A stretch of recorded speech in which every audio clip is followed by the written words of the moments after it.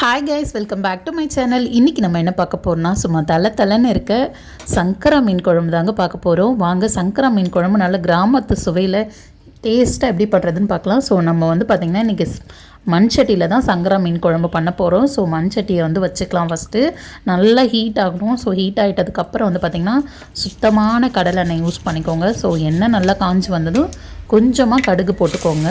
So அதுக்கப்புறம் பார்த்திங்கன்னா தாளிப்பு வடகம், ஸோ இந்த வெங்காய வடகம்னு சொல்லுவாங்க. ஸோ அந்த வெங்காய வடத்தை சேர்த்துட்டு அதுக்கப்புறம் பெரிய வெங்காயம் தான் நான் இன்றைக்கி கட் பண்ணி வச்சுருக்கேன். ஸோ நீங்கள் சின்ன வெங்காயம் கூட எடுத்துக்கலாம், ரொம்ப டேஸ்ட்டாக இருக்கும். ஸோ வெங்காயத்தை போட்டு கருவேப்பிலையை போட்டு நல்லா வதக்குங்க. ஸோ ஆனியன் நல்லா வதங்கட்டும்.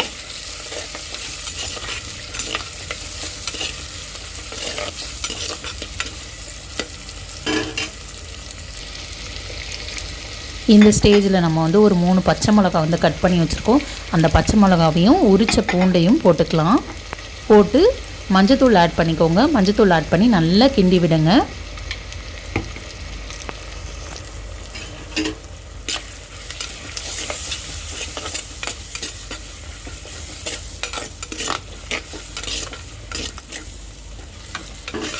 ஆனியன் நல்லா வதங்கணும், சீக்கிரமாக குக் ஆகணும் அப்படின்னு நினச்சிங்கன்னா கொஞ்சம் கல்லுப்பு ஆட் பண்ணிக்கோங்க. ஸோ உப்பு ஆட் பண்ணி ஆனியன் நீங்கள் வதக்குனிங்கன்னா சீக்கிரமாகவே வதங்கிடும்.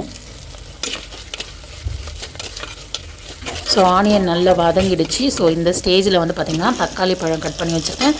தக்காளி பழத்தை சேர்த்து நல்லா கிண்டி விடுங்க. ஸோ ரெண்டும் நல்லா குக் ஆகட்டும்.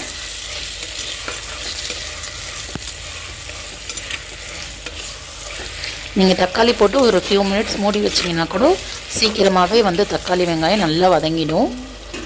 ஸோ இந்த ஸ்டேஜில் பார்த்திங்கன்னா குழம்பு மிளகாத்தூள் எடுத்து வச்சுருக்கேன். ஸோ அந்த குழம்பு மிளகாத்தூளை சேர்த்து இந்த எண்ணெயிலே பார்த்திங்கன்னா அந்த பச்சை வாசனை போகிற அளவுக்கு நல்லா வதக்குங்க.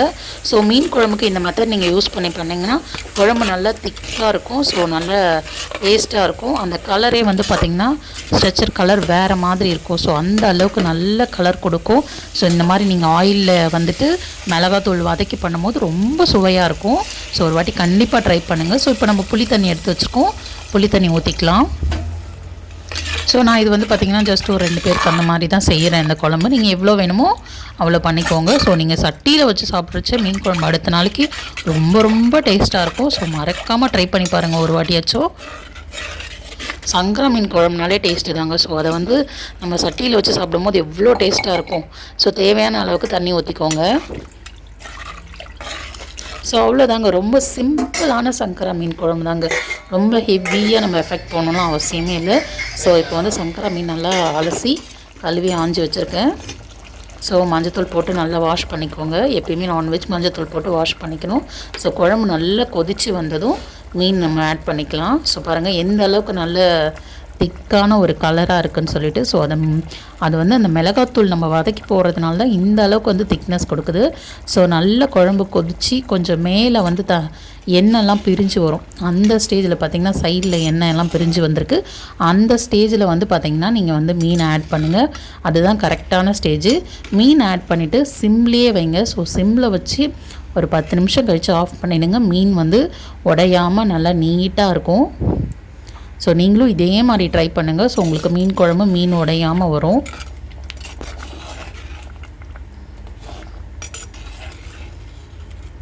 ஸோ அவ்வளோதாங்க, நம்மளுடைய சூப்பரான சுவையான சங்கரா மீன் குழம்பு ரெடி ஆகிடுச்சு. ஸோ நான் ஒரு 10 மினிட்ஸ் மூடி போட்டு வச்சு ஓப்பன் பண்ணி இப்போ கொத்தமல்லி ஆட் பண்ணிக்கிறேன். அவ்வளோதாங்க, நம்ம அந்த மண் சட்டியில் இருக்கிறதுனால அந்த ஹீட்லேயே பார்த்திங்கன்னா கொதிக்கும். ஆக்சுவலி நான் அடுப்பு ஆஃப் பண்ணிவிட்டேன். இருந்தாலுமே மண் சட்டியோட சூடு அவ்வளோ ஈஸியாக குறையாது, கொஞ்சம் டிலே ஆகும். ஸோ அதனால தான் அந்த ஹீட் இருக்கிறதுனால தான் கொதிக்குது. மற்றபடி நான் ஸ்டவ் ஆஃப் பண்ணிட்டேன். ஸோ நம்மளுடைய மீன் குழம்பு சுவையாக ரெடி ஆகிடுச்சு. நீங்களும் ட்ரை பண்ணி பார்த்து எப்படி இருக்குன்னு சொல்லுங்கள். இந்த வீடியோ பிடிச்சிருந்தா லைக் பண்ணுங்கள். பாய்.